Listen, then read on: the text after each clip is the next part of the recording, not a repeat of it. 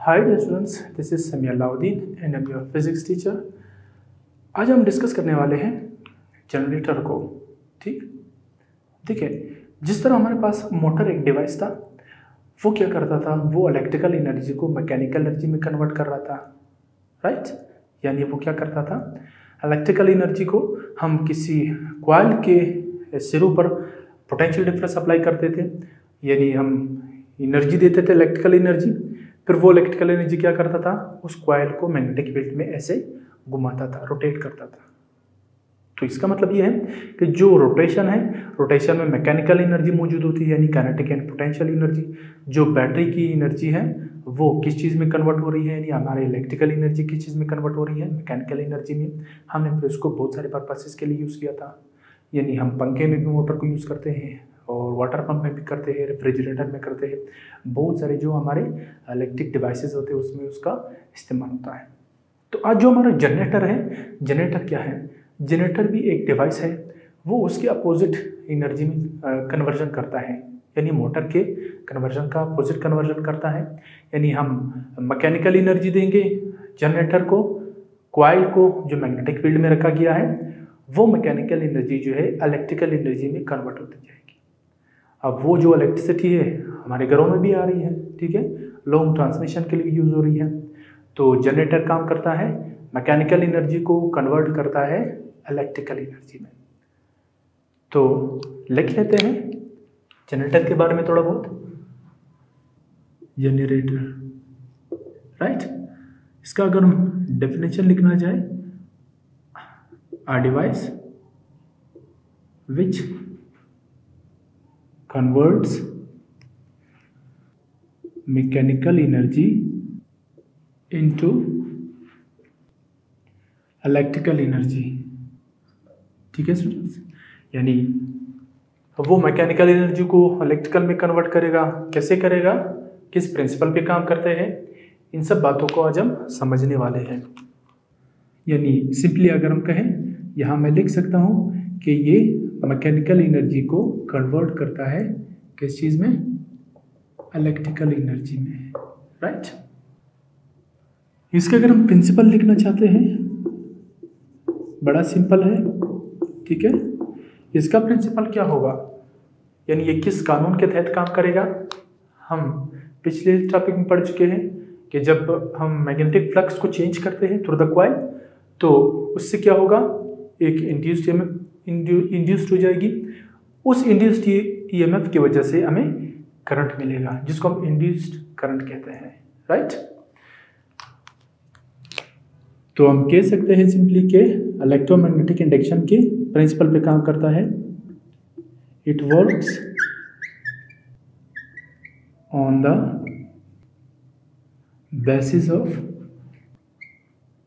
Electromagnetic induction, right. कि जब magnetic field change होगा थ्रू द कॉइल या थ्रू द कंडक्टर, और उसकी वजह से क्या होगा, इलेक्ट्रिक फील्ड प्रोड्यूस हो जाएगी, ठीक है। That we call the principle of generator. अब हम इसके कंस्ट्रक्शन और वर्किंग को समझते हैं। एंड वर्किंग, कि जनरेटर का जो कंस्ट्रक्शन है वो कैसा बनाया गया है, और इसका ये जो वर्क करता है किस तरीके से वर्क करता है, ये हम लोगों ने देखना है, ठीक है। सबसे पहले इसका कंस्ट्रक्शन देखते हैं डियर स्टूडेंट्स। कंस्ट्रक्शन बड़ा आसान है, यानी इसमें क्या क्या होगा, इसमें एक रेक्टेंगुलर कॉइल होगा, दूसरा उस कॉइल को हम लोग आर्मेचर भी कहते हैं, ठीक है। इसके स्लिप रिंग्स होते हैं, मोटर में हम लोगों ने स्प्लिट रिंग्स यूज किए थे, कटे हुए थे, अब ये कटे हुए नहीं है बल्कि बने हुए हैं, जुड़े हुए हैं, ठीक है। हम ब्रशेस का यूज करते हैं, यानी कार्बन ब्रशेस होंगे। हमारे पास एक स्ट्रॉन्ग एक्सटर्नल मैग्नेटिक फील्ड होगा डियर स्टूडेंट्स, यानी external magnetic field, external magnetic field होगा, राइट।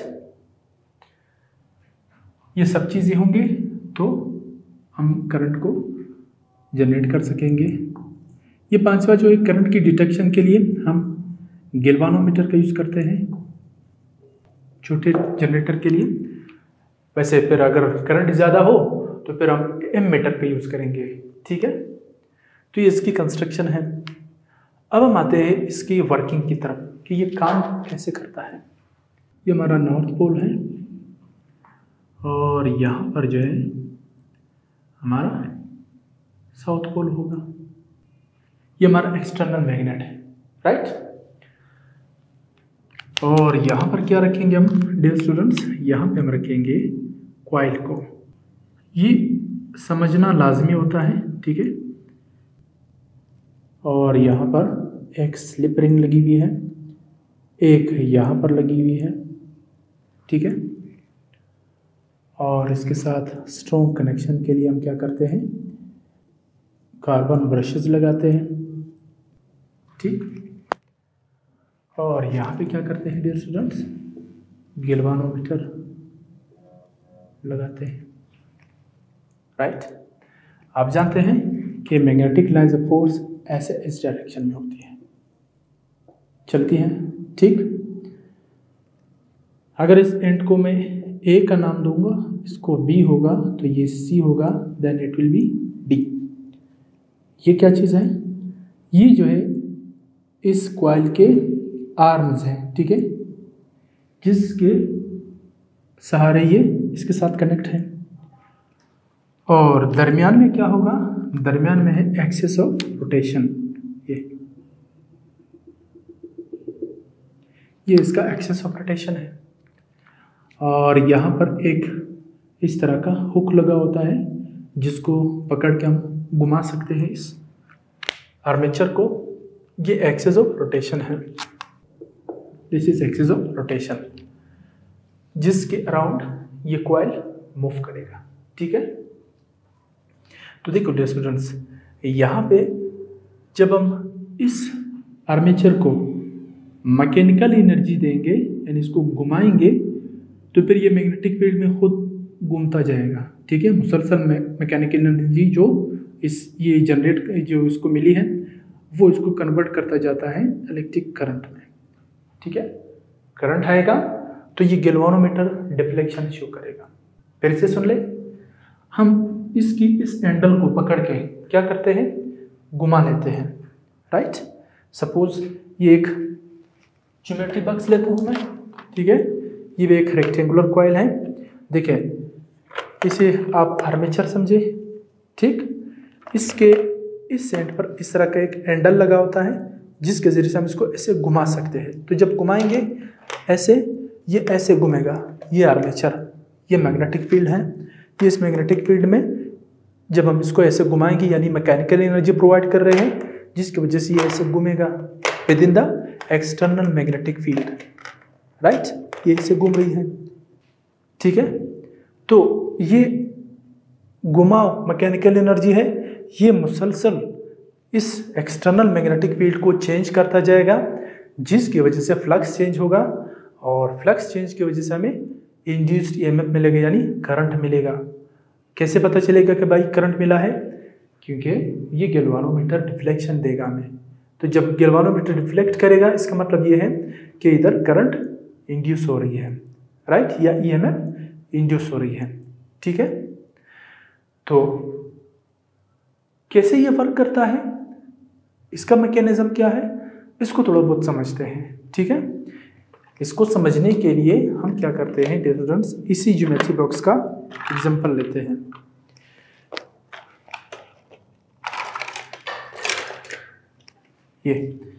ये हमारा ये जो ज्योमेट्री बॉक्स है इसे आप एक आर्मेचर समझे, right, this is our armature. अब देखिए हम इसमें फेराडे का एक्सपेरिमेंट भी देख रहे हैं, हम इसमें फ्लेमिंग लेफ्ट हैंड रूल का यूज़ करेंगे, ठीक है। और उससे हम ये पता लगा सकते हैं कि ये जो आर्मेचर हमने रखा है इस आर्मेचर के किस किस एंड में से करंट पास हो रही है, जब करंट पास हो रही है तो किस किस एंड पे किस डायरेक्शन में फोर्स लग रही है। तो दो बातें, फैराडे का एक्सपेरिमेंट जेल में होना चाहिए, फ्लेमिंग लेफ्ट हैंड रूल आपके जेल में होना चाहिए। ठीक है, तब ये मैकेनिज्म आपको समझ में आ जाएगा, बड़ा आसान है। ठीक है, देखिए सपोज ये मैग्नेटिक फील्ड यहाँ पे नॉर्थ पोल है और यहाँ पे साउथ पोल है सॉरी, ये हमने आर्मेचर रखा है। चले भाई, हमने इसको ऐसे घुमा दिया ऐसे, ठीक, मैकेनिकल एनर्जी प्रोवाइड कर ली। अब ये घूमने लगेगा, ठीक है, मुसलसल फ्लक्स चेंज होता जाएगा, मैग्नेटिक फील्ड चेंज हो रही है, ऐसे ये मूव कर रही है। ठीक है, तो हम ये मालूम करना चाहते हैं कि इस एंड में से करंट किस डायरेक्शन में जा रही है, इस एंड में से करंट किस डायरेक्शन में जा रही है। आप जानते हैं कि इस एंड में से करंट नहीं जाएगा, यानी बी से में से करंट नहीं जाएगा। क्यों? क्योंकि पैरेलल है टू द मैग्नेटिक फील्ड। इस ए डी साइड में से करंट नहीं जाएगा, ये भी पैरेलल है, ठीक है, यानी एंटी पैरेलल है। तो रे के ये वाले साइड ये perpendicular to the magnetic field, ये ए बी साइड भी perpendicular to the magnetic field है, यानी इन दो साइड में से करंट पास होगा। ठीक, अब देखिए अगर ये आर्मेचर इस डायरेक्शन में ऐसे मूव कर रही है ऐसे, तो इसका मतलब ये है कि ये वाला हमारा ए बी साइड है और ये सी डी साइड है। दोनों में हम देखेंगे कि फोर्स किस डायरेक्शन में लग रही है। ठीक है, ये देखना है हम लोगों ने, यही तो वर्किंग है जनरेटर का। देखिए अगर ये इस डायरेक्शन में मूव कर रहा है, ऐसे रोटेट हो रहा है ऐसे, तो इसका ये जो ए बी वाला साइड है ये ऊपर की तरफ आपकी तरफ आ रहा है ऐसे, ठीक है, ऐसे ऐसे आ रहा है, और ये साइड पीछे की तरफ जा रहा है। इसका मतलब ये है इस पर इस डायरेक्शन में फोर्स लग रही है, इसलिए ये ऐसे घूमेगा। इस पर पीछे की तरफ इस डायरेक्शन में अंदर की तरफ फोर्स लग रही है, ये इस डायरेक्शन में घूमेगा, तो दोनों अपोजिट फोर्सेस होंगे, वो इसको ऐसे घुमाएगा। कैसे पता चलेगा? With the help of Fleming left hand rule. हम फ्लेमिंग लेफ्ट हैंड रूल का यूज करेंगे यहाँ पे, तो तब हमें पता चलेगा कि करंट किस डायरेक्शन में फ्लो कर रही है। अगर ये इस तरह एंटी क्लॉकवाइज रोटेशन हो रही हो आर्मेचर की, यानी करंट इस डायरेक्शन में जाएगा इधर से निकलेगा, या इस डायरेक्शन में जाएगा इधर से निकलेगा। ठीक है, ये चीज़ हम देखने वाले हैं। तो देखो डियर स्टूडेंट्स, ये ए बी साइड है, ये ऐसे जा रहा है, तो लेफ्ट हैंड रूल, ये लेफ्ट हैंड को तैयार रखिए। ठीक है, म्यूचुअली परपेंडिकुलर 3 फिंगर्स हैं। मिडल फिंगर वो करंट को शो करेगा, जो 4 फिंगर है ये मैग्नेटिक फील्ड की डायरेक्शन में होगी, जो थंब है वो आपको फोर्स का डायरेक्शन देगा। फिर से देखें, थंब फोर्स की डायरेक्शन में होना चाहिए, ये जो 4 फिंगर है मैग्नेटिक फील्ड की डायरेक्शन में होनी चाहिए, जो मिडल फिंगर है वो करंट की डायरेक्शन में होना चाहिए। अब करंट की डायरेक्शन तो हमें मालूम नहीं है, हमें 2 चीज़ें मालूम है। हमें एक मैग्नेटिक फील्ड की डायरेक्शन मालूम है, दूसरा हमें फोर्स मालूम है, तो ये दोनों परपेंडिकुलर होंगे। देखिए अगर हमें ये मैग्नेटिक फील्ड मालूम है, देखिए नॉर्थ टू साउथ है, तो ऐसे मैग्नेटिक फील्ड की डायरेक्शन में 4 फिंगर को स्ट्रेच कर लो, फैला दिया मैंने। अब फोर्स किस डायरेक्शन में लग रहा है? इस डायरेक्शन में, क्योंकि ये ऐसे घूम रहा है, इसकी ए बी साइड, ठीक है, इस पर बाहर की तरफ फोर्स लग रही है, तो मैं मैग्नेटिक फील्ड ये है यू, थंब यानी इस डायरेक्शन में फोर्स लग रहा है। ठीक है, तो जब इस डायरेक्शन में फोर्स लग रहा है इस ए बी साइड पर, अब जो मिडल फिंगर हो उसको स्ट्रेच कर लो, आपको करंट की डायरेक्शन का पता चल जाएगा कि इस ए बी साइड में से करंट ऊपर की जानिब जा रही है या नीचे की जानिब। ठीक है, तो ये तो पता चल गया भाई कि भाई करंट जो है वो ए बी साइड में से इस डायरेक्शन में आ रही है, तो मैं इसको मार्क कर सकता हूँ कि जो करंट है हमारा वो इस डायरेक्शन में आ रहा है। ठीक है, ऊपर से नीचे की तरफ। With the help of Fleming left hand rule हमने इसको पढ़ लिया। अब आते हैं साइड सी डी पर। ठीक, यानी इसको देखते हैं, ये जो अंदर की तरफ आ रहा है, ठीक है, जब ये ऐसे जाएगा, ये सी डी साइड है हमारा, तो ये ऐसे अगर घूम रहा है तो उसको अंदर की तरफ फोर्स लग रहा है इस जानिब, तो हम क्या करेंगे? फिर फ्लेमिंग लेफ्ट हैंड रूल, हमें मैग्नेटिक फील्ड की डायरेक्शन मालूम है, ठीक है ये। और फोर्स किस जानिब है डियर स्टूडेंट्स, ये थंब अंदर की जानिब है, तो ऐसे करेंगे। आप भी हमारे साथ करते जाएं, आपको समझ में आ जाएगा। ऐसे यानी थंब की डायरेक्शन अंदर की तरफ, ठीक है, थंब की डायरेक्शन अंदर की तरफ कर लो। मैग्नेटिक फील्ड की डायरेक्शन ये थंब की डायरेक्शन उस जानिब है, अंदर की जानिब है। तो जो मिडल फिंगर होगा इसको स्ट्रेच कर लो, ये आपको करंट की डायरेक्शन देगा, ऐसे ऊपर की जानिब है ये, ठीक है। फिर से देखिए, ये मैग्नेटिक फील्ड की डायरेक्शन, फोर्स की डायरेक्शन अंदर की तरफ है, और मिडल फिंगर कर लो तो ये आपको करंट का डायरेक्शन देगा, जो कि नीचे से ऊपर की जानिब होगा ऐसे। तो ये करंट ऐसे आएगा, ये हमारा करंट है। यानी ये जो फर्स्ट हाफ रोटेशन है कि ये आपके सामने था, ठीक है, ऐसे घूमा, वापस ऐसे घूम गया, ठीक है, ये हाफ रोटेशन हो गया। पूरे सर्कल में नहीं घुमा, पूरे सर्कल में कब घूमेगा, जब ये दोबारा आपके सामने आ जाएगा, ठीक है। तो ये यहाँ से उठा, ऐसे पड़ा था, ऐसे था, इसने ऐसे मूव किया, ऐसे मूव करने से क्या हो गया, या ऐसे मूव किया, ऐसे मूव करने से करंट ए बी साइड में नीचे आ रहा है, सी डी साइड में ऊपर जा रहा है। तो फोर्स इसको अंदर की तरफ लगेगा, इसको बाहर की तरफ लगेगा एक साइड को, तो ये ऐसे घूमेगा, ठीक है, घूम गया ऐसे, ठीक, फिर ऐसे, ये इसका हाफ रोटेशन है, ठीक। दूसरा हाफ ऐसे करके ऐसे पूरा हो जाएगा, फिर ये सर्कल में घूम जाएगा। जब ये दोबारा आपके सामने ये वाला फेज आएगा, ठीक, पूरा रोटेशन ये है, ठीक। अब रोटेशन क्या चीज़ है इसको भी समझ लें। एक हाफ के लिए तो हम लोगों ने कर दिया, यानी मैं अगर आपके सामने हूं, मैं अगर एक रोटेशन मुकम्मल करता हूं, तो इस वक्त मेरा फेस आपके सामने है, राइट। अब मैं अगर ऐसे घूमता हूं तो ये रोटेशन शुरू है, फिर ऐसे घूमता हूं, ये हमारा आधा रोटेशन हो गया, फिर ये 3/4 रोटेशन है, और दोबारा आपके सामने आ जाता हूं तो ये मेरा पूरा रोटेशन हो जाएगा मुकम्मल, ठीक है। और ये 360 डिग्री बनाती है, यानी एक सर्कल मुकम्मल हो जाता है। यहाँ देखिए, एक सर्कल अगर हम बनाते हैं ऐसे, तो ये 0 है, ये 90 डिग्री है, ये हमारा 180 डिग्री है, ये 270 डिग्री है, और दोबारा ये 360 डिग्री बन जाती है। ये हमारा हाफ रोटेशन है, यहाँ से स्टार्ट हो गया 90 पर, 90 से 180 पे आधा रोटेशन, फिर ये 270 पे 3/4, और वापस 0 पे आने से ये 360 डिग्री मुकम्मल करता है। इसे समझाते हैं। ये आपके सामने ये ऐसे घुमा, यानी 90 डिग्री पे घूम गया आपके सामने से, ठीक है, ऐसे था, ऐसे ये 90 घुमा।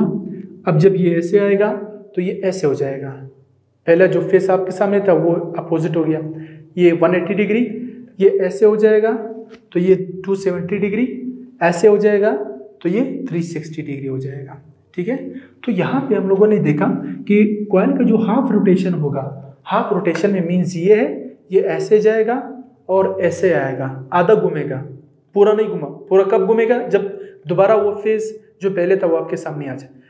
आधा घुमाव में, आधा रोटेशन में क्या हुआ, आधे रोटेशन में करंट की डायरेक्शन हमने मालूम किया कि इसमें से ए बी में से बी से ए की तरफ आ रहा था, डी से सी की तरफ ऊपर जा रहा था, ये करंट की डायरेक्शन था, ठीक।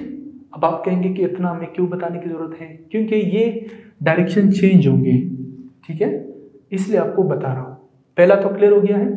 अब हम देखते हैं कि जब आधा रोटेशन हो गया है, अब ये ऐसे आएगा, दोबारा पूरा रोटेशन मुकम्मल करेगा, तब क्या होगा, ठीक है। देखिए, सबसे पहले ये साइड ए बी है, अब ये साइड सी डी है। जब ये ऐसे जाएगा, ये ऐसे आएगा, आधा रोटेशन, तो देखो साइड ए बी इधर आया और साइड सी डी इधर आया। आधा रोटेशन के बाद साइड तब्दील हो जाते हैं। फिर से देख ले, ये ए बी साइड है, ये सी डी साइड है। जब ये ऐसे जाएगा, देखो साइड उस तरफ जा रहा है, ए बी साइड, ये ऐसे जाएगा।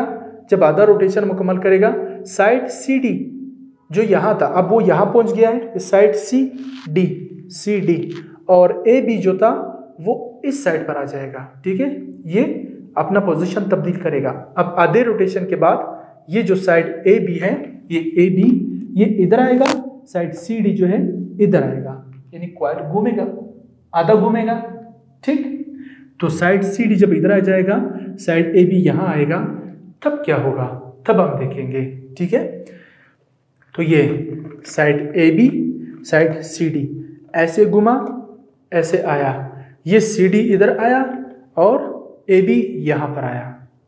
ठीक, यहाँ तक जब आधा रोटेशन हुआ, करंट की डायरेक्शन नीचे की तरफ, ये ऊपर की तरफ, ए बी में नीचे की तरफ, सी डी में ऊपर की जानिब है। अब जब ये दोबारा अपना आधा रोटेशन बाकाया मुकम्मल करेगा, ऐसे आएगा और ऐसे आपके सामने होगा, पूरा रोटेशन मुकम्मल होगा। इस दौरान ये अपना डायरेक्शन तब्दील करेगा, यानी करंट अपनी डायरेक्शन को तब्दील करेगा, इधर से ऊपर इधर से नीचे हो जाएगा। कैसे होगा हम देखते हैं। देखिए, ये ए बी सी डी ऐसे घुमा, ऐसे आया, अब ये सी डी है, ये ए बी है। अब देखो ये जब ऐसे आएगा, ऐसे आएगा, तो देखो फिर उस डायरेक्शन में फोर्स लग रही है और इस डायरेक्शन में फोर्स लग रही है। ठीक है, तो हम देखेंगे कि इस वक्त जो सी डी है, ये सी डी, ये मैग्नेटिक फील्ड, ठीक है, ये फोर्स की डायरेक्शन आउटवर्ड आपकी तरफ, तो करंट की डायरेक्शन कैसे हो रही है? सी डी में करंट की डायरेक्शन नीचे की जानिब होगा, नीचे आएगा क्या नहीं आएगा? नीचे, जबकि यहाँ पर सी डी में डायरेक्शन ऊपर की तरफ था, लेकिन आधा रोटेशन के बाद सी डी में करंट की डायरेक्शन तब्दील हो जाएगी, ऊपर था तो यहाँ पर पहुँचने के बाद ये नीचे हो जाएगा। तो मैं दोबारा ये डायग्राम यहाँ पर बना लेता हूँ। ठीक है, वही डायग्राम है, ये हमारा आर्मेचर है। अब ये सी डी इधर पहुँचा और ए बी जो है यहाँ पहुँचा। जब ए बी यहाँ पर था, आधा रोटेशन जब वो शुरू कर रहा था अपना रोटेशन, तो उस वक्त ये आधा रोटेशन मुकम्मल करने में ए बी की डायरेक्शन, करंट की डायरेक्शन ए बी में नीचे, सी डी में ऊपर की जानिब था। जब ये आधा रोटेशन ऐसे, ये ऐसे आधा रोटेशन मुकम्मल हो गया, ए बी यहाँ पहुँचा भाई, सी डी यहाँ पहुँचा।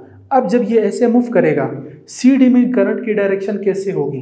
ये हमारा सी डी साइड है, तो जब ये ऐसे जाएगा, ये ए बी साइड है, इस पर अंदर की तरफ फोर्स आएगा, ये मैग्नेटिक फील्ड में डायरेक्शन है, मैग्नेटिक फील्ड की, ये फोर्स की डायरेक्शन आउटवर्ड, ठीक है, टुवर्ड्स यू, स्क्रीन की तरफ, ये मैग्नेटिक फील्ड की डायरेक्शन होगी। ऐसे खुद भी करते जाए, समझ में आता जाएगा। तो सी डी जो यहाँ पे है, अब इसमें करंट की डायरेक्शन कैसे हो गई? ऐसे हो गई। और इसमें ए बी में डायरेक्शन कैसे होगा? ये ए बी में, अब जब ये ऐसे जा रहा है तो इस पर अंदर की तरफ फोर्स लग रही है, मैग्नेटिक फील्ड है, तो ये फोर्स की डायरेक्शन कर लो अंदर की तरफ। ठीक है, ऐसे या ऐसे कर ले, ठीक है, ये ऐसे कर ले, फोर्स अंदर की तरफ लग रही है, मैग्नेटिक फील्ड यू है, फोर्स अंदर की तरफ, तो देखो करंट की डायरेक्शन ऊपर की जानिब आया। तो यहाँ ए बी में अब करंट की डायरेक्शन क्या है? ऊपर की जानिब। ठीक, ये हमारा करंट। देखिए, जब ये ऐसे जाएगा और दोबारा ये आपके सामने आ जाएगा, इसका मतलब ये है, यानी इसका मतलब ये है कि साइड ए बी में और साइड डी सी में या सी डी में करंट की डायरेक्शन एक नहीं रहती। कभी तो ए बी में से नीचे की डायरेक्शन में करंट जाएगा और सी डी में से ऊपर। आधा रोटेशन के बाद ये चेंज हो जाएगा। सी डी जिसमें से करंट ऊपर जा रहा है, अब वो नीचे जा रहा है। ए बी जिसमें करंट नीचे आ रहा था, अब उसमें से ऊपर जा रहा है। ठीक है, अब देखिए, अगर मैं दोनों को कंपेयर कर लूँ, साइड ए बी के साथ कंपेयर कर रहा हूँ।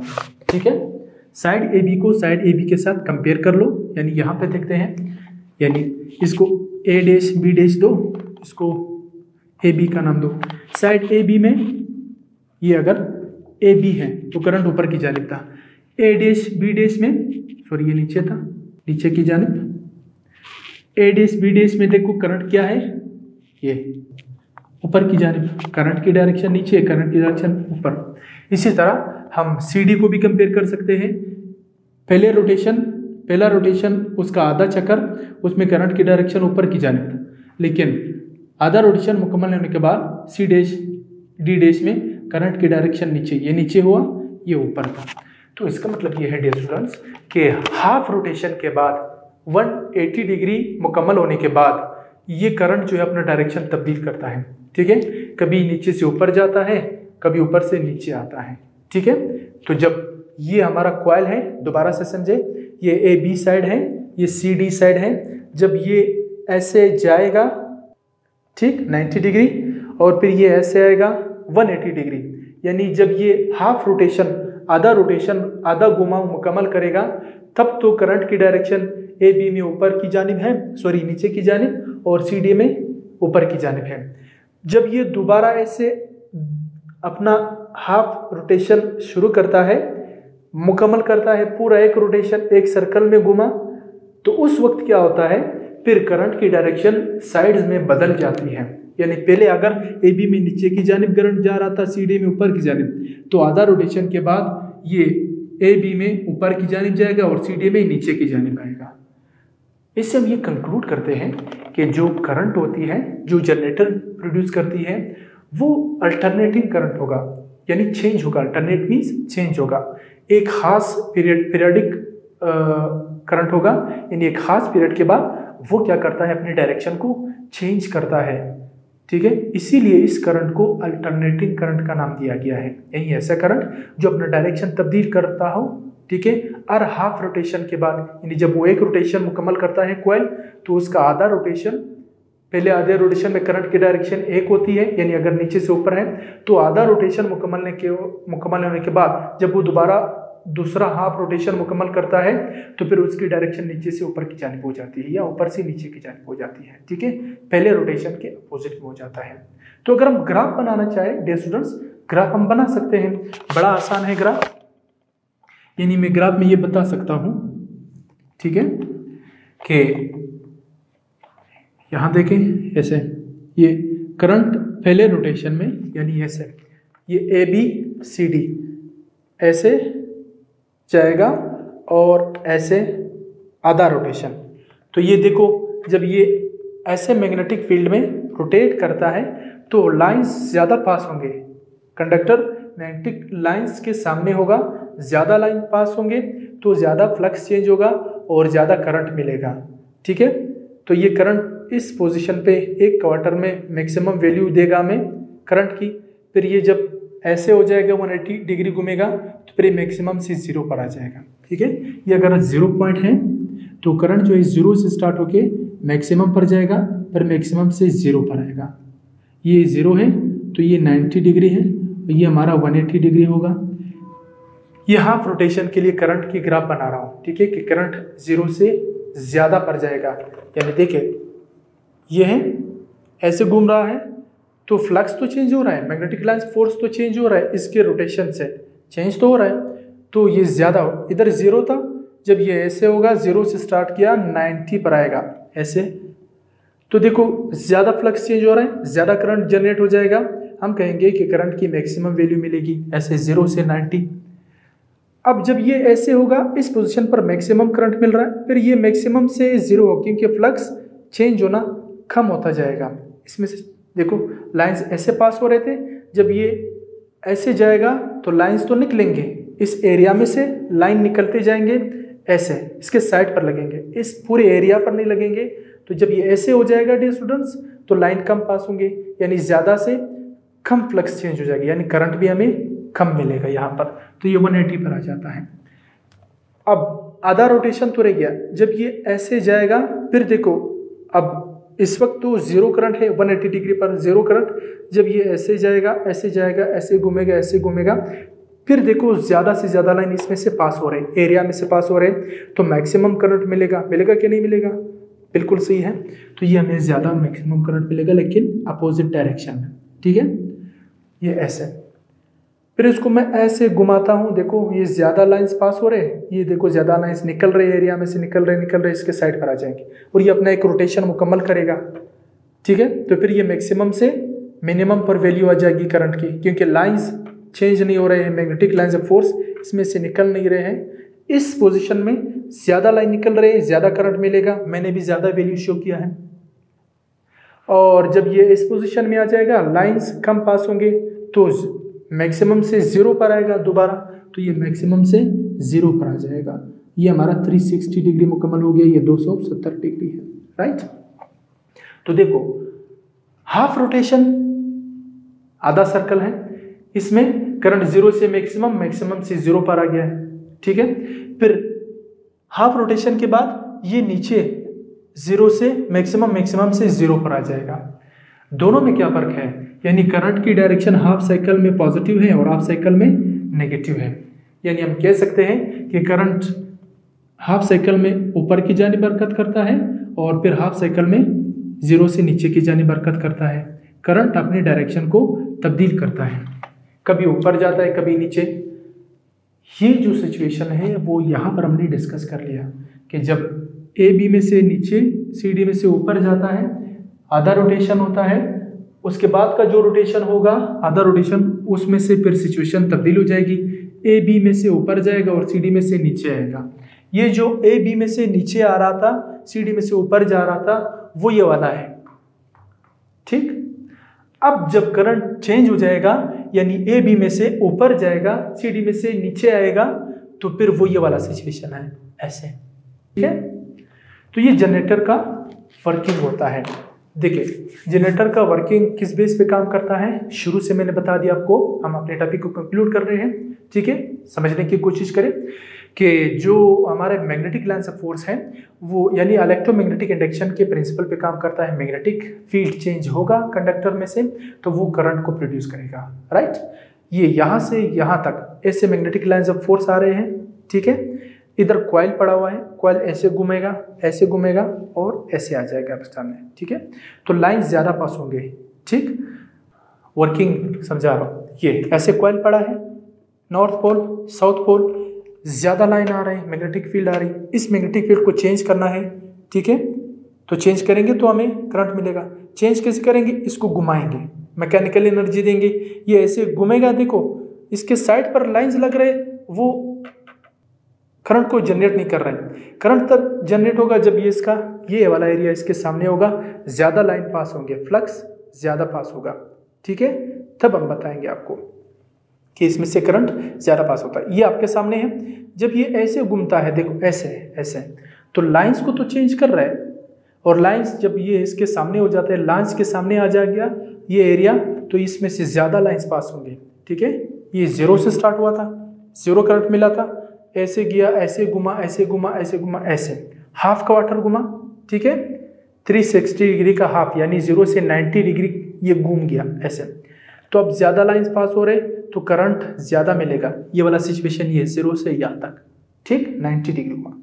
अब देखिए ये वाला समझो 90 से 180 पर कैसे आता है। ये ऐसे है तो देखो ये ऐसे घूम रहा है, जो लाइंस इसमें से पास होते वो निकल रहे, इसमें से निकल रहे, ये 180, ये हाफ सर्कल घुमा ऐसे, तो करंट मैक्सिमम से 0 पर आ गया। यानी फिर देखो लाइंस जो है कम पास हो रहे, इस कंडक्टर के साइड में से पास हो रहे हैं, इस एरिया में से पास नहीं हो रहे हैं। तो मैक्सिमम से मिनिमम पर 180 डिग्री पर ये घूमेगा तो करंट ज़्यादा से कम की तरफ 0 की वैल्यू पर आ जाएगा, ठीक, यानी करंट 0 हो जाएगा। अब क्या होगा, देखो आधा रोटेशन तो हो गया।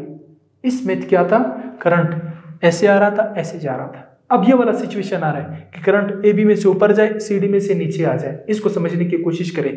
और यहाँ पर क्या होगा, 180 से 270 तक मैक्सिमम करंट 0 से मैक्सिमम मिलेगा, फिर मैक्सिमम से 0 हो जाएगा। देखो आधा रोटेशन, अब देखो आधा रोटेशन लाइंस तो पास हो रहे हैं, फिर ये एरिया इसके सामने आ जाएगा तो 0, इस वक्त 0, फिर ये घूमेगा, फिर ये एरिया इसके सामने आएगा, ज़्यादा लाइन पास होंगे तो ये 0 से मैक्सिमम पर आ गया, 270 डिग्री घूम गया ये वाला एरिया, ठीक है। जब ये घुमा है तो फिर क्या होगा डियर स्टूडेंट्स, मैक्सिमम करंट मिलेगा इस पॉइंट पर, लेकिन नेगेटिव डायरेक्शन में, ठीक है। ये वाला सिचुएशन है, ठीक, और ये वाला सिचुएशन है। अब जब ये ऐसे घूमेगा तो लाइंस इसमें से दोबारा निकलने शुरू हो जाएंगे, ये मैक्सिमम से 0 पर आ जाएगा। फिर लाइन पास नहीं हो रहे हैं इसमें से, कंडक्टर में से, तो करंट भी नहीं मिलेगा, तो मैक्सिमम से दोबारा 0 पर।